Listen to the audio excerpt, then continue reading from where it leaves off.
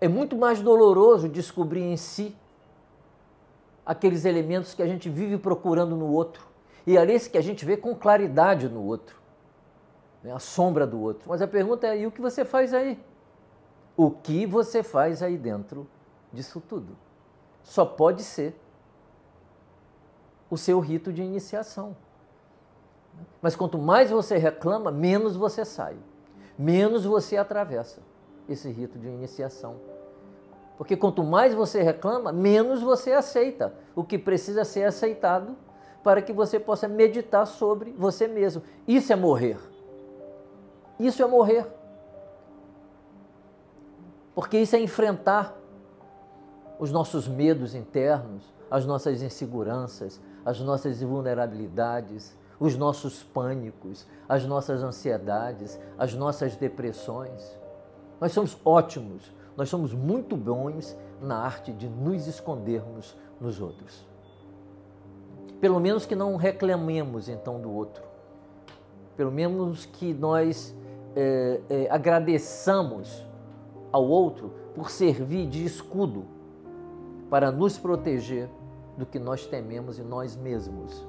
Então que passemos então a agradecer a sombra do outro que nos protege, ao invés de reclamar da sombra do outro, sem que nós nos façamos a pergunta que decide a nossa vida, que é: e o que eu faço aqui? O que eu estou fazendo aqui?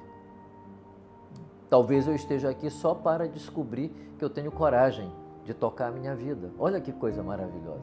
Talvez eu esteja aqui só para descobrir que eu tenho coragem de tocar a minha vida. Então eu passo a olhar para aquela pessoa de uma outra forma.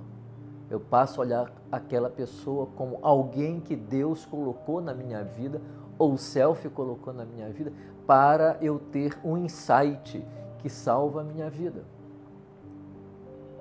Tudo faz sentido. Tudo faz sentido. Nenhuma situação que a gente esteja vivendo é uma situação que não faça sentido. O que pode ocorrer é que o ego ainda não é capaz de se dar conta do que está acontecendo, utiliza mecanismos de defesa para não perceber o mistério daquele acontecimento e assim não consegue aprender com a experiência, que é o verbo da vida, aprender. Então Jesus, de um modo hermético, nos mostra: se você não morre, você é só um grão de trigo. E um grão de trigo não nasceu para ser grão de trigo. Ele nasceu para ser jogado na terra. Ele morrer, se sacrificar na água que dissolve, na água dolorosa que dissolve o nosso narcisismo. Mas se morre, diz o mestre, então produz fruto. Não é fruto para os outros, não. Você não vai morrer com os outros. Você não é um grude, um super bonde que vive se grudando nos outros. Você vai viver e morrer só com você mesmo. Por mais que você esteja deitado do lado de alguém, você está só ali. Ninguém pode entrar na sua mente e viver na sua mente por você. O psicótico consegue fazer essa operação psicótica. Pessoas com transtornos graves de personalidades também conseguem se hospedar dentro do outro. Viver uma simbiose parasitária com a outra pessoa. Mas não foi para isso que a gente nasceu. A gente nasceu como um grão de trigo. E temos que fazer ao longo da nossa vida as nossas mortes iniciáticas. Quando a gente vê o transtorno de pânico de perto e vê que a pessoa tem medo de morrer, a gente percebe claramente que o medo de morrer não é físico, embora para a pessoa apareça de forma física, porque o processo simbólico está prejudicado na estrutura mental. Então, é tão irracional, né, que a pessoa fica em casa para não ir na rua, porque na rua ela pode morrer, como se não se pudesse morrer em casa. de tão irracional que é.